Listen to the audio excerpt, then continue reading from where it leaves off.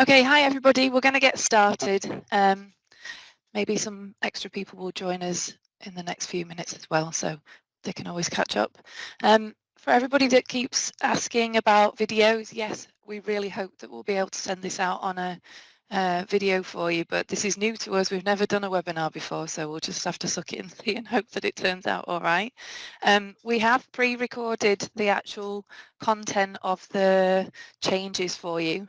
For two reasons basically, so that I can make sure I don't forget anything to tell you that's important, and also that way at least we've got a video that we can send you if all else fails. So I will start that in a minute or two, but just a bit of housekeeping to start with. If you can't hear me right now, you should be able to, so make sure that you've got speakers or a headset plugged in. The session is going to be about an hour. The video itself is half an hour, and then we're going to use the rest of the time to answer questions. So if you've got any questions that you want to ask during the video, just pop them in the chat. You should be able to find the chat at the top of the screen. Just put all your questions in there and we'll coordinate them as you're watching the video, and then we can answer as many as possible in the last half an hour. And I think that's it. So we'll get going. Bear with me while I get the video started. Welcome to an overview of the me now. changes in Issue 9 for techies. This webinar is designed for techies who want an overview of the changes in BRCGS Food Safety from Issue 8 to Issue 9. Full transparency before we start. We are not affiliated to BRCGS in any way, and we are not a BRCGS approved training provider.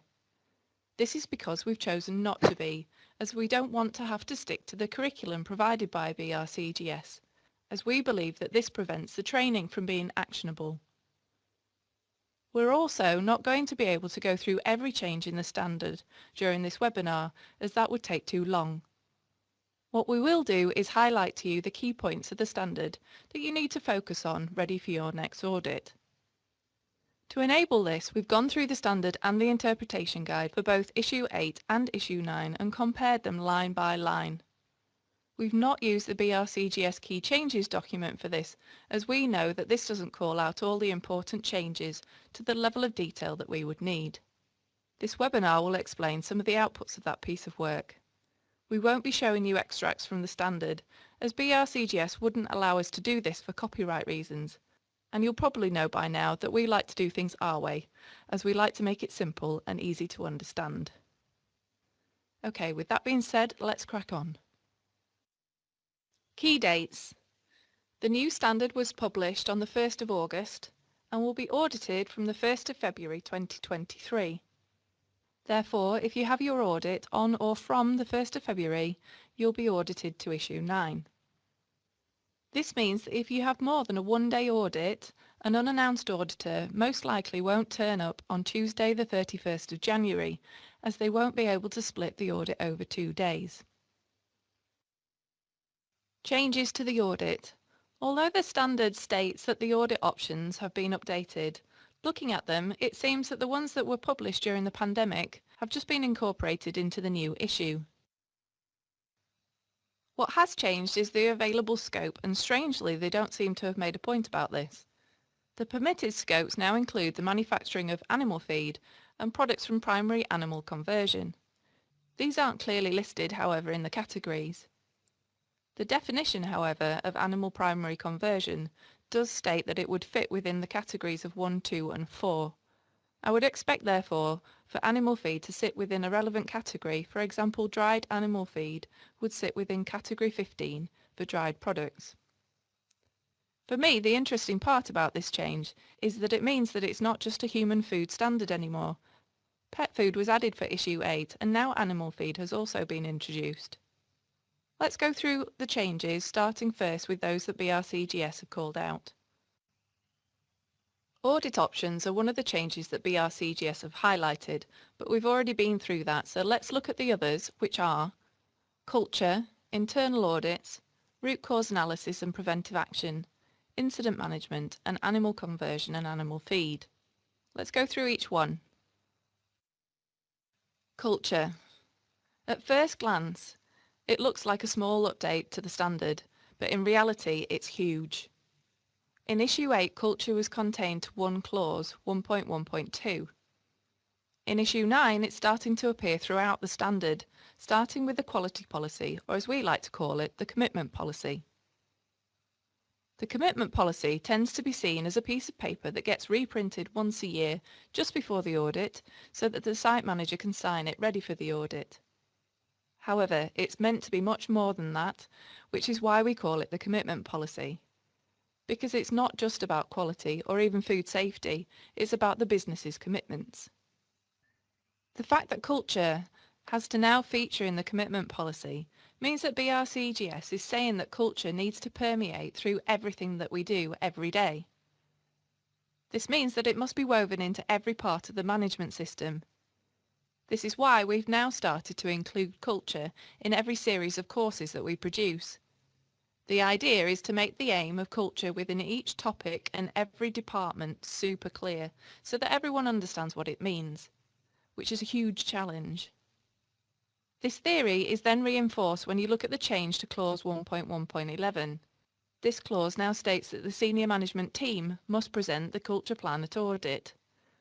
This change is massive, and for me it's the best change in the standard. It means that no longer is the audit and compliance to the standard a technical job, but it has to be a team effort. Each department lead who sits on the senior management team needs to know how culture impacts their department and what their department team are going to do about it. Things have moved on over the years, and it's now understood that every member of the management team needs to be involved in the audit, but it's still led by technical, and it always will be. But this change means that every department now needs to be accountable for their own area. The senior manager needs to present compliance to the senior management commitment section of the standard without support from technical. The engineering manager needs to present the equipment and maintenance sections of the standard. The procurement lead needs to present the supplier management system, and so on. If this is enforced, it's going to be a game changer. Imagine giving accountability to the relevant department managers for their procedure and everything associated with it. This would mean the senior manager on site will be accountable for Topic 1, Senior Management Commitment, and so they will be responsible for the compliance of that procedure, any non-conformances that arise from it, and any actions or improvements that need to be made to it. Imagine what that would be like if the engineering manager was accountable for compliance to the equipment and maintenance sections of the standard, including the procedure and effective implementation of it. It would be amazing. This is how we, as a technical community, need to start looking at it. It's going to be a long journey, and it will take many years, but it all starts with a mindset shift. As techies, we like to be in control, and this change is going to mean that we have to relinquish some of that control. We need to start thinking about being a support function, rather than the function that does it all. Internal audit. Although the BRCGS have called this change out, to me there's not a huge amount of changes here. There's been a lot of text added, but there's only a couple of changes. Auditors now need to be trained in soft skills to help them carry out a robust audit. And it's been stressed that auditors must be trained in the topic that they're going to audit. To me this is a huge problem, so I'm glad they're taking one step closer to tackling this. Training auditors on how to do an audit is obviously important, but it's not the total solution. To do a robust audit, you need to understand the topic that you're auditing, and this is something that we just don't do well in our industry. The other change is about the review of the results of the internal audit programme and the non-conformances that arise from it. This goes back to culture again. The senior management team must have an awareness of how all of the systems are performing. They don't need to know the detail, but they do need to know if there's a problem appearing so that they can provide support to correct it before it causes an issue. This means that fundamental systems like the internal audit programme and the non-conformance management system must be reported up through the business to management regularly. The information must be presented in a way that the management team can digest easily and quickly. The best way of doing this is using KPIs, so that they can visually see how the system is performing and pinpoint issues quickly, so that they can then drill down into that information where needed to find out what's going wrong and fix it. This is what the changes to 343 and 344 are looking for. Although there's not been a great deal of change in the requirements of root cause analysis, the relationship of it to culture has been stressed. In clause 1.1.12, the interpretation refers to how the site's attitude towards preventive action will impact how non-conformances at audit will be managed. That a poor culture will mean that they'll be treated as a tick box exercise to get the certificate. Incident management. Again, there's not huge changes to this section, so I'm not sure why BRCGS has highlighted this. The major changes are around when you must notify your certification body. The scope of incidents has also been expanded to include authenticity and legality issues. You must test the incident procedure as a whole, not just the recall and withdrawal system, and have a contingency plan in place for product contamination incidents. Animal conversion and animal feed. A new section has been created for primary animal conversion, although I'm not sure why, as all the points within it should have already been covered in all the other relevant parts of the standard, if it was applied correctly. The cynic in me wonders if it's another way of adding another voluntary module in the future, as that will add cost. Anyway, this only applies to sites who are slaughtering, and in the UK these requirements will be governed by the FSA and DEFRA, so it's likely that you'll already have them in place. The pet food section has also been updated to now include animal feed. Other changes. Right, let's get into the good bits. There are also a raft of other changes in the standard that BRCGS haven't referred to in their What's New for Issue 9 section. You obviously need to action all of the changes in the standard, but we want to share our thoughts with you on what the key changes are. Let's go through each one. Senior management commitment. There are a number of changes in this section and relating to this section. Culture is the obvious one. The management team must now start to take culture seriously and think about how it can be integrated into everything that they do. The simple solution we've come up with is a culture scale that can be applied to every topic or department. If you've heard of a maturity matrix before, it's very similar to this. It defines what a business would look like, feel like and behave like depending on where they are on the culture scale. This makes it easy to understand and know what you need to do to move along the culture scale to improve culture.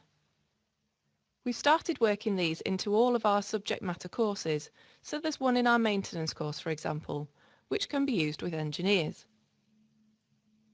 Management of non-conformances is another key aspect of culture that you must think about, as it has such a direct correlation with culture.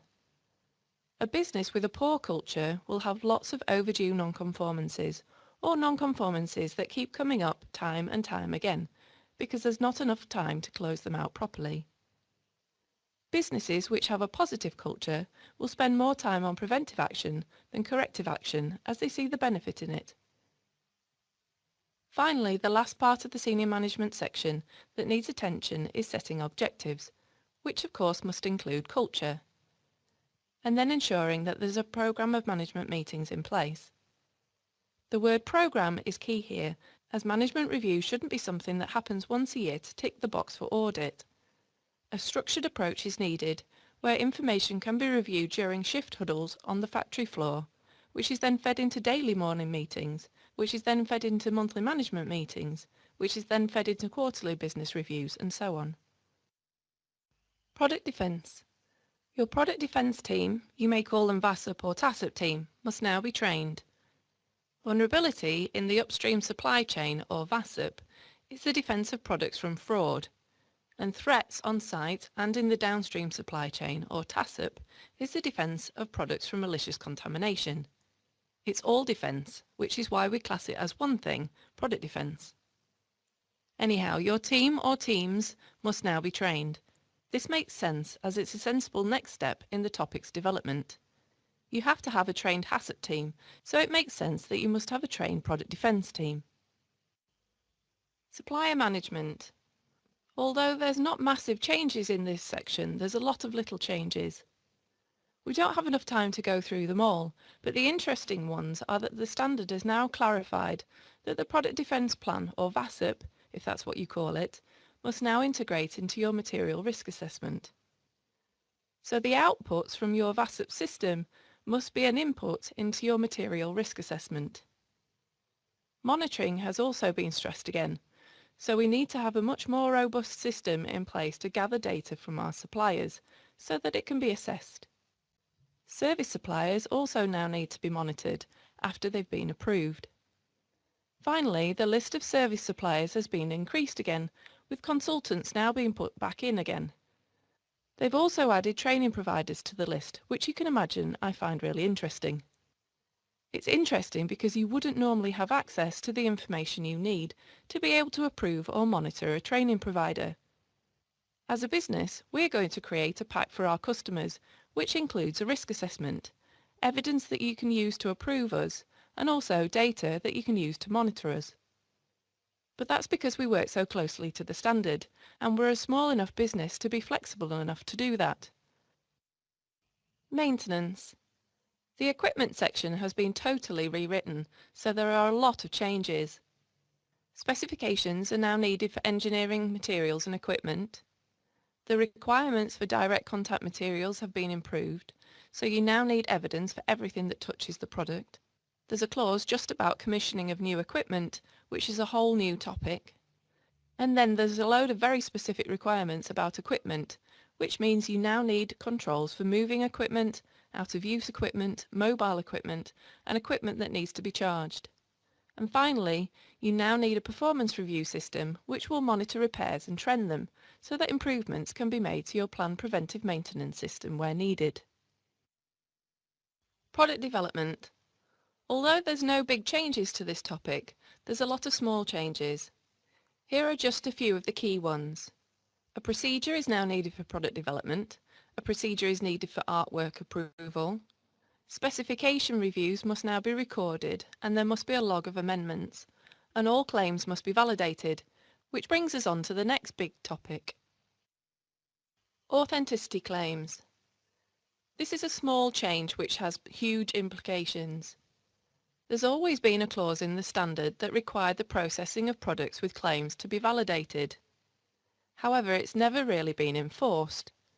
Probably because auditors interpreted the requirements to be about products which were approved by a separate certification scheme, such as organic. However, this clause, which is 547, has now been updated and expanded. Nutritional validation requirements from 542 have also been brought into this clause, and it's been widened to include all claims. This means that you must have a processing risk assessment and validation to prove all of your product claims.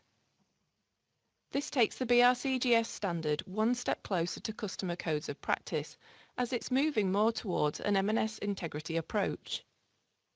Therefore, you need to understand how the products that you make which have claims could be impacted by cross-contamination during the process, or if they could get mixed up by mistake.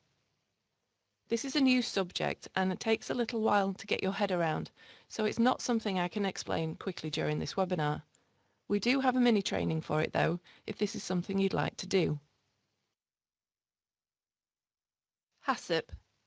There's a couple of HACCP related changes which are information sources and risk-based zones. I'm a big fan of both of these changes as I think they really help to provide clarity. As techies, we always put a lot of time and energy into writing a scope, product description, the intended use and user and so on, but we don't really use it for anything. The site plans are the same. We spend ages drawing them and making them look nice, but what are they actually used for? That's the theme of both of these changes. The information that we put into the front end of our HACCP or product safety plan should be used to extract the relevant hazards. The site plan should be used to identify relevant hazards from cross-contamination purposes. For issue 9, we also now need to document a risk assessment which details how you've defined the zones that you use on site. These zones are, for example, low risk high care, high risk or ambient high care. Issue 8 used to have a decision tree in it for working out your zones, but they've removed that and replaced it with explanations instead. Probably because it didn't make much sense, but removing it all together rather than just fixing it doesn't help either. Waste. There's a new clause for waste handling. This means that you now must risk assess how you're going to store, segregate and move waste. This risk assessment needs to be documented, and it must consider zones and the associated cross-contamination risks. Handheld equipment. Clause 4962 in Issue 8 was just about pens. Now this clause has been expanded to include all portable items. This means that you must identify what portable equipment is in use and then how you're going to control it. Interestingly, the interpretation of this clause says that the pens don't have to be metal detectable unless you have detectors, which is odd as plasters have to be metal detectable even if you don't have a metal detector. Laboratory results. In Issue 8, the standard was updated to state that you must be able to understand laboratory results so that you can interpret them and apply the necessary action. This time for Issue 9, the clause has been expanded to include measurement uncertainty, and the interpretation has been expanded again to stress that results must be understood. This means that you now need to understand measurement uncertainty as well as the results. Laboratory standard testing. This is another big one. These clauses relate to external testing and testing which is completed by your business internally. This isn't just micro-testing, but it's any test which relates to product safety, legality or authenticity. So this would mean you'd need to apply it to allergen testing, think rapid swabs, weight for legal purposes, or even species swabs for claims. You now need to apply laboratory standards to these tests, so that means that you must have robust procedures for them. The methods must be validated, and you must have proficiency testing where it's needed. Process control. This isn't a new requirement at all, but it's been updated, so that means it's going to receive a lot more attention at your next audit. In 611, the clause has been expanded to state that a review of process specifications and associated documentation must be carried out before a change is made. This means that auditors are going to be asking for your last review, so you're going to have to record the reviews so that you have proof that they were done. The interpretation to 612 has also been updated to stress the need for digital systems to be secure. As we move more towards paperless systems, this becomes more and more important. You need to think about where information is held in digital form and determine if it can be accessed by anyone who shouldn't be able to get to it. Think about equipment settings, as well as records and documentation. While you're there, think about digital signatures. This is one point that seems to get missed. When you're moving your paper-based checks onto paperless systems, bear in mind they still need signing. This digital signature must be unique, so each person needs their own login. Printed packaging controls. Finally, the last important change is printed packaging controls. Again, the standard has taken one step closer to implementing customer codes of practice here. You now need to be able to allocate and reconcile printed packaging. This means that you must be able to count printed packaging so that you can identify if unallocated packaging has been used by mistake. It's not about being able to count it to the individual unit, but you must be able to establish if a mistake has been made. Your procedure needs to define how you're going to do this, and that an investigation will take place where a discrepancy is identified. Your auditor is also going to check at least one changeover so that they can make sure that you're clearing down the line effectively. And the last point is that packaging checks now have been expanded to clarify when they must be completed. At the start, during the run, at a set frequency, when a batch of packaging is added, and also at the end of the run. That's a lot of information to take in. We'll send you a copy of this video, but let's just summarise the key points and how we've tackled each one. Senior management commitment. Setting the culture, the objectives, and then putting a structure in place which ensures their success comes from the top down. So your first task is to make sure that you have senior management working on the aspects that affect them. Remember, sites with a positive culture will share compliance to the standard, and this starts with senior management. You must get them on board, ensure that they understand culture and how the changes in Issue 9 impact them. This is why we've created a training course specifically for senior managers, called Issue 9 for Senior Managers. This course explains all the changes to Issue 9 within the Senior Management Commitment section, including culture, so that each senior manager knows what they need to do for your next audit. Supplier management and product defence. These two topics go hand in hand, as product defence should feed into supplier management. You must train your product defence team, and you need to take a really good look at how you monitor your suppliers. Don't forget, if you use consultants or training providers, you must now approve these too. We'll be contacting all of our customers in November to ensure that they've got everything they need from us ready for their audit. If you need help training your product defence team, please get in touch. We have a range of courses now which are role-based. This means that you can train each member of your team in exactly what they need to know, no more, no less. Providing role-based training means that it can cut costs and the amount of time that it takes to train your team. And the really cool bit is that each member of your team will know exactly what they're responsible for by the time they've completed the training, which ticks the culture box too. On the subject of culture, you need to ensure that you get procurement involved in supplier management and product defence too. They should be the champions of these subjects as they're accountable for suppliers.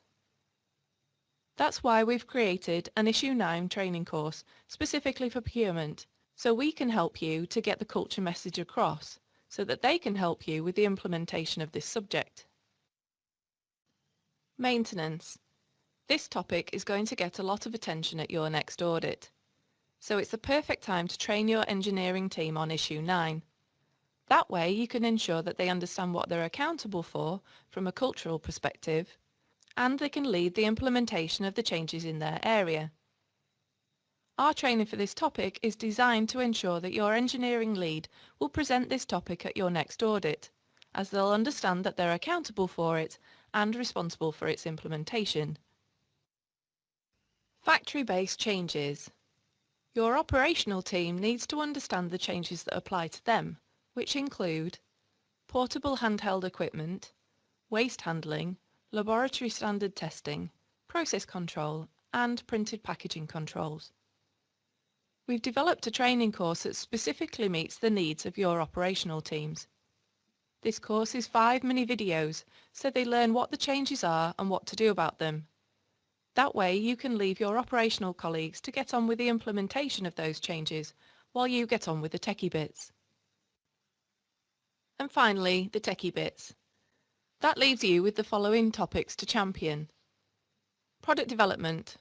Although if you have a product development team, you could train them in this, and then they could implement it themselves. Authenticity claims. This needs careful thought and consideration. You need to establish what claims you have on site, which you should have done anyway for product defence, and then work out if those claims are at risk. You'll need to complete a process risk assessment and identify what controls you need. Once you have the controls identified, you'll then need to work with operations to implement them. Laboratory results. If you're not confident in reading results, now is the time to learn about this topic. You also need to understand measurement uncertainty, and you'll need to speak to your lab to find out how they handle this for the results that they supply you with. HACCP, and finally our favourite subject.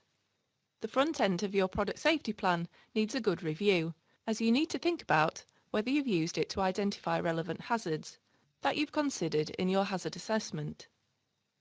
You also need to document a risk-based zones assessment and then use the site plan to consider hazards for your assessment.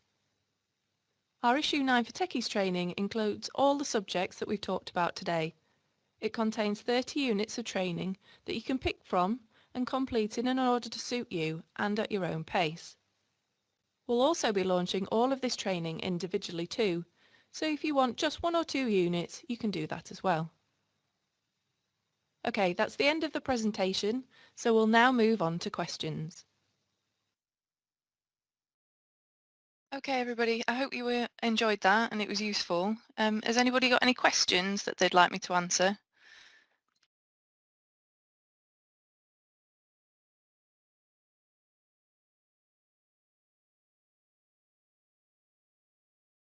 Yes, we can send out all of the information about the courses straight after this webinar.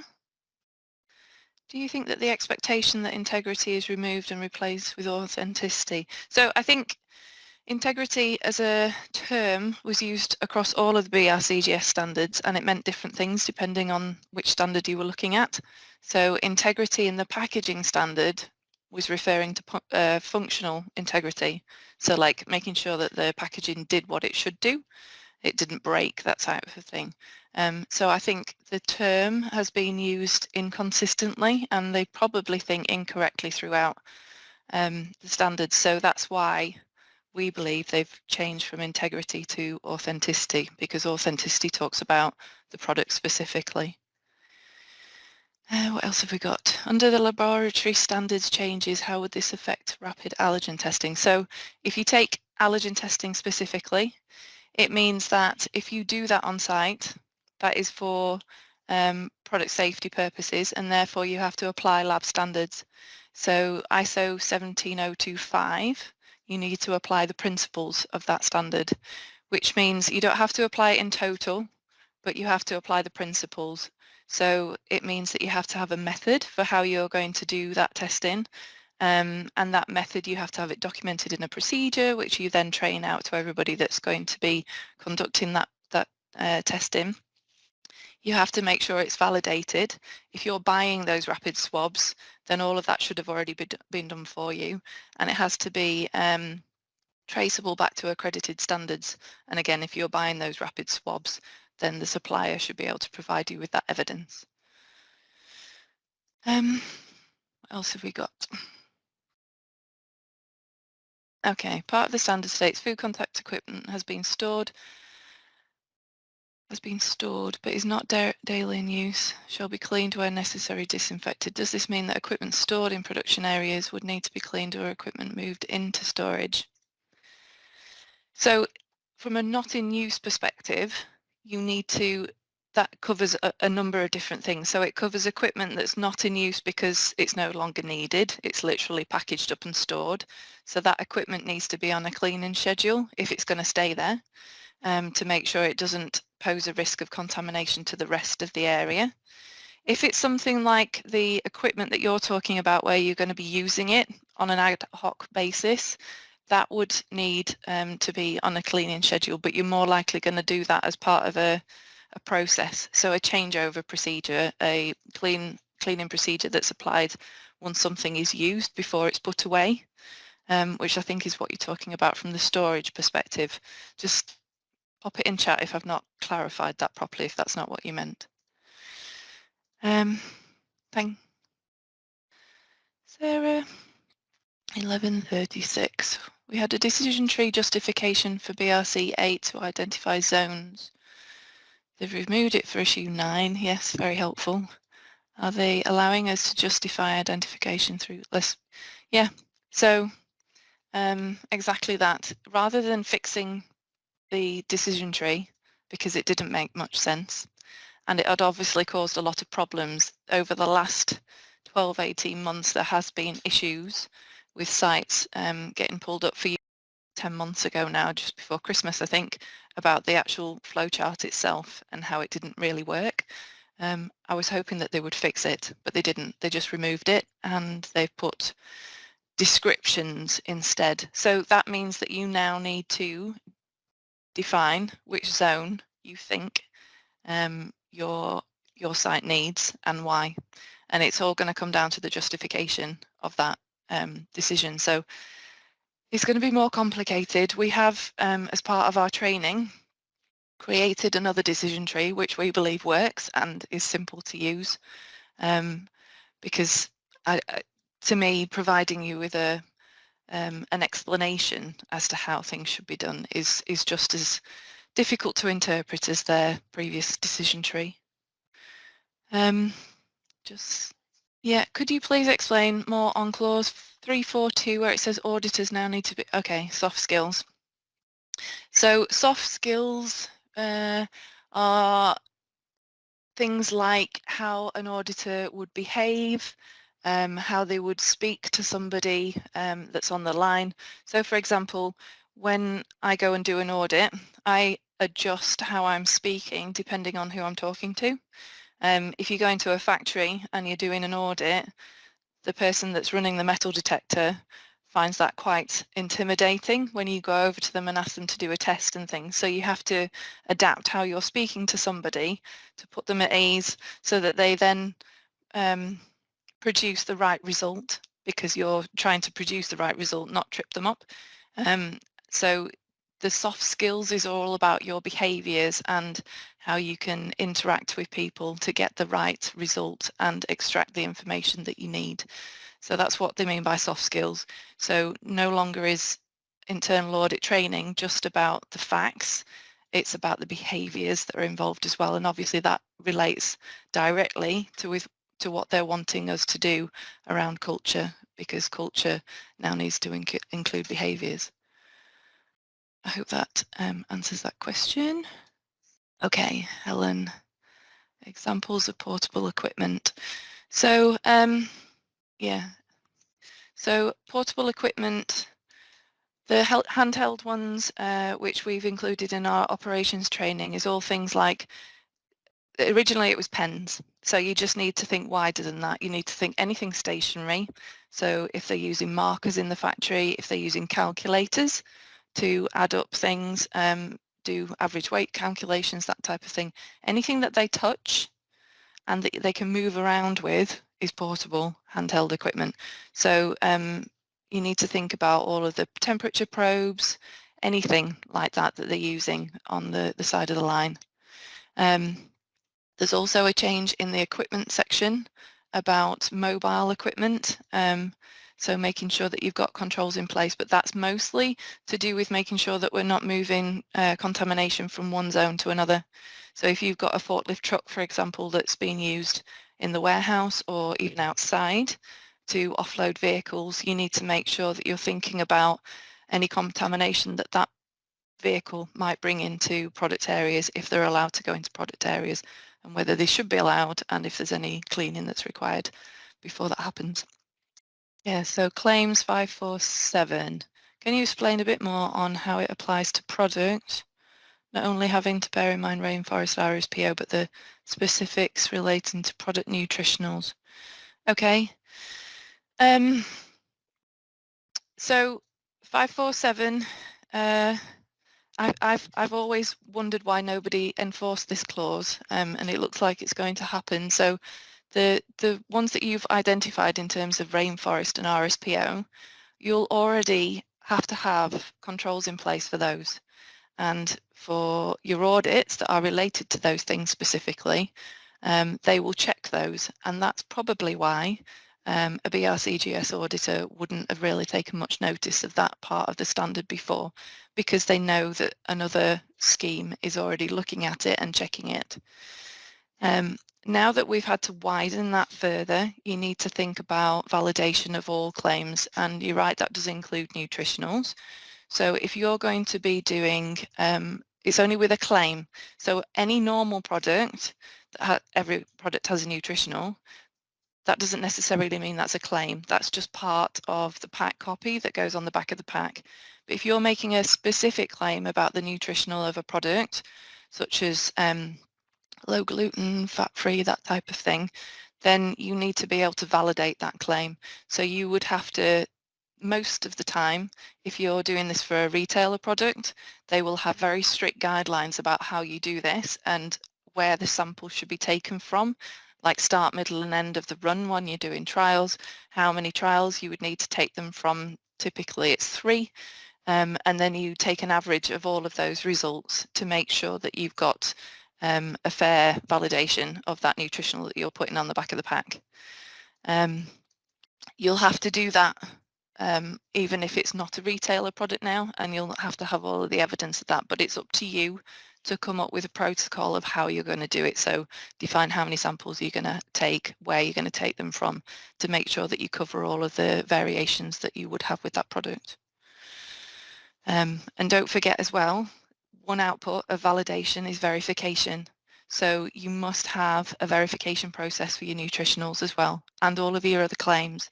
If you validated it, you need to verify it on a routine basis, and that frequency of that routine basis is up to you to define.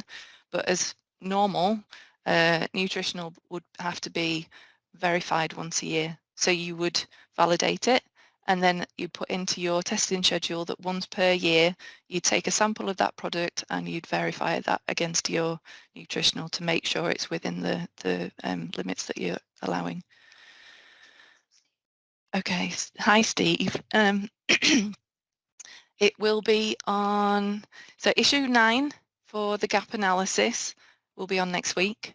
So we're using Plan 2 for the GMP functions that we're going to have, or that we have now. We've launched Plan 2. So the GMP function that we have available to us in Plan 2, we're going to use that for a BRCGS issue 9 gap analysis. So anybody that's using the system will be able to use that. The actual system audits for issue 9 will be available from January because that's when we launch the functionality of that system. So Annie, I hope so. That this is all down to how your auditor interprets the standard. The requirements of culture now, because they've been widened to include behaviour, so the behaviour of the senior management team and all of the department leads should be included in that. Your culture plan should be widened to include all of the different departments so that you know what behaviour you expect from the different departments. And one of those things should be that everybody is accountable for their own area. For an engineer, that's an area in terms of a physical area on site where they're responsible, accountable for their engineering workshop and so on. But they should also be accountable for the maintenance topic as a whole, which means all of the engineering requirements, the equipment requirements, they should be the ones that are actually implementing those and presenting them to the auditor. So that's the way that we've structured our training, so that when the auditors have completed, the engineers have completed that training, they know exactly what they're responsible for, which clauses they're responsible for, what they mean, and how to implement them. And that way, when it comes to the audit, if the auditor does pick on them, which I hope they do, they will expect them to be able to present that information to them. And if they've done our training, then they will be able to do that because they'll know what the changes were and what they've done about them. Okay, so printed packaging is anything that a supplier prints for you and delivers to your site, or anything that you print on site. So printing on site would include labels that you print off the line, you know, like case labels. And it's also the print that you put onto printed packaging. So the best before date, the use by date, the traceability codes, all that sort of stuff. So all of those things need to be controlled.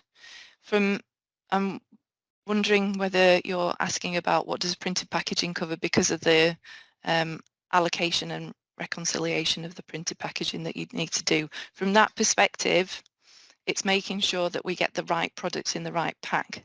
So any packaging that's retail packaging that's going to go out and could go to the customer in the wrong packaging, then that's the packaging that we need to reconcile. Jenny, outsourcing. So from that perspective, there's not a huge amount of changes around that, to be honest. They've just changed the way that they describe them. You obviously need to make sure that you approve them as you would a normal supplier, and because they are producing something that's either a finished product or a part of a finished product, work in progress for you, then they can't be classed as a not low risk supplier. They have to be classed, no, they can't be classed as a low risk supplier. They have to be classed as a not low risk supplier. So you need to make sure that you're approving them either through a GFSI certificate, or you're carrying out an audit on them. That audit can be you going and doing that audit, or it can be a third-party audit, which is not a GFSI, but you have to go into quite a bit of detail to make sure that you're reviewing that audit report to make sure that they meet all the minimum requirements for approval. You also need to make sure that they are included, or the product that they produce for you is included in your material risk assessment, because you're going to have to make sure that you produce a list of all the controls that they must include, and those controls must be included in your supplier approval process. So if you're auditing them, you must go and audit those controls, or if you're using a certificate, whether it's GFSI or not, to approve them, you must check that that audit covered those controls. And if they're very specific because of the product that they make for you, for like authenticity purposes or anything like that, then if they're not included in that audit, you need to go above and beyond and do that specific check with them. So you could do that over the phone, you could do it over a Teams call, you could do it on email, but you need to be able to verify that they've got those controls in place. Okay, so service suppliers, a training provider, that's my favourite one, because I think this is bizarre. We've had a number of conversations with BRC and some of the certification bodies about this, and even the CBs were confused.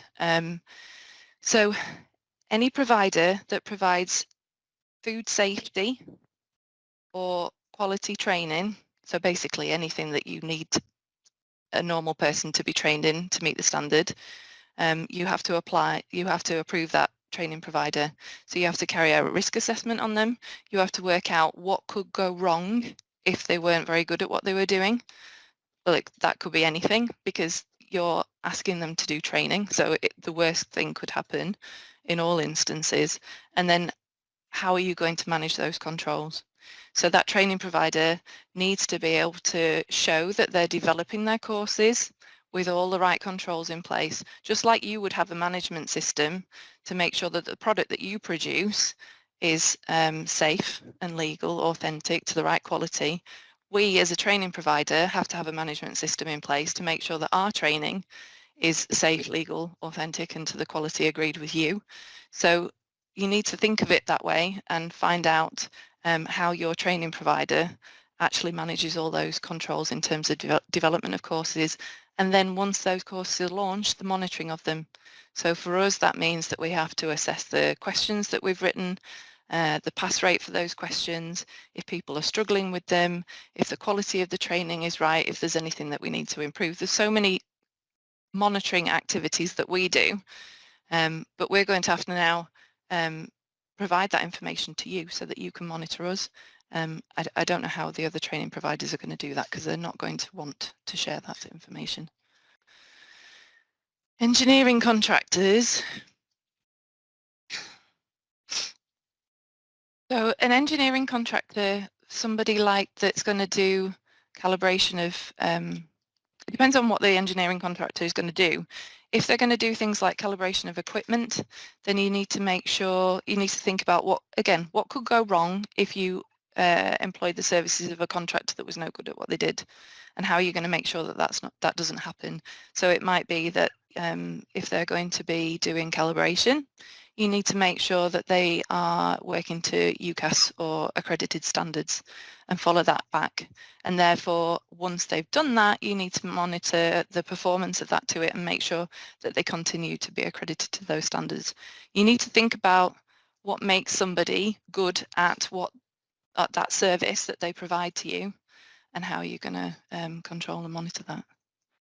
So Sarah, in terms of stock take versus expected usage, no, that wouldn't be sufficient, because it's not enough to be able to tell if something's gone wrong on a particular run. So you need to think about if you're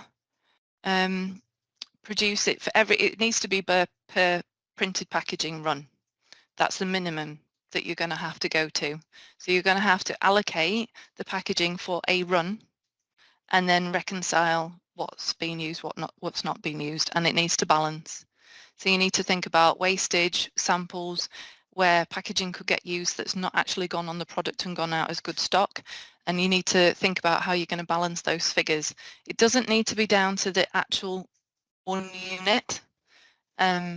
You just need to be able to be accurate enough to be able to tell that something's gone wrong. And if something's going to go wrong, it's going to go wrong in a volume way. It's not going to be, it could be, but it's not going to need 1 unit. You're not going to have to go down to 1 unit, if that makes sense. Within our training, it's a complicated subject, but within our training, we've explained a way of doing that with a 20% rule. Okay, so water schematics for food safety hazards, what evidence would the auditor be looking for? So, well, the first thing would be that you need to include that water schematic in your HACCP.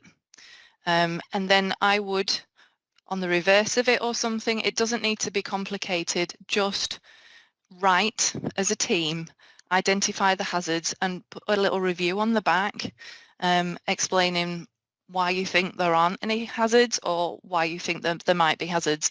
And that review should produce an output of a number of hazards, if any, that you then put into your hazard analysis. And when you put that into your hazard analysis, there needs to be a clear traceable link from that hazard within your analysis back to where it came from. So your site plan, your schematic for your water is going to have locations on it, and those locations need to link somehow to your process flow diagram where you're talking about your product hazards. Yeah. Okay, so if what site have automated systems such what would be allowed? So I think what you're asking is if you've got automated systems in place for auto coding, what would not allow the incorrect packaging to be used? These systems, yes, what you've got there is above and beyond what the standard is asking for. So you will already have everything in place that you need. Sites that are running Morrison's, M&S, that type of codes of practice are going to be all over this already. So you're not going to have to worry too much. It's just a case of making sure that you've got all of the boxes ticked. So Philip, no, there's not going to be a certificate for today's course because it's not a training course, I'm afraid. It's just a webinar. But obviously we have all of the training if you would like to do some, and then you will get a certificate. Jenny, I've attended a couple of V9 transition sessions with BRCGS and yours was way more insightful and useful. Thank you. Okay, so we're now on the hour, so I'll start to wrap up. After this presentation, I will send you an email with links to all of the courses that we're providing.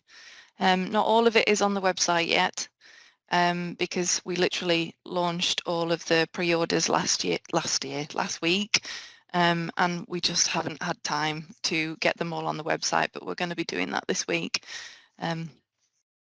So if you want to just get in touch with me, we can organise that directly rather than you having to go through the website. But thank you very much for your time. If you need anything after this, Mel will be on the info email address, and Steph and I will be on the chat. So yeah, hope you have a good day. Thank you very much.